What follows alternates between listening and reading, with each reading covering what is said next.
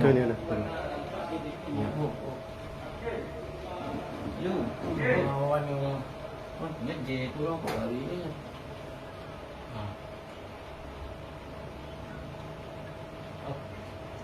Okey. Aman-aman. Kejap lagi. Apa jadi?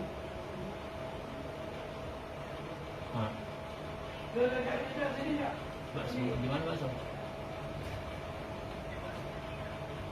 Malam sikit, agak malam.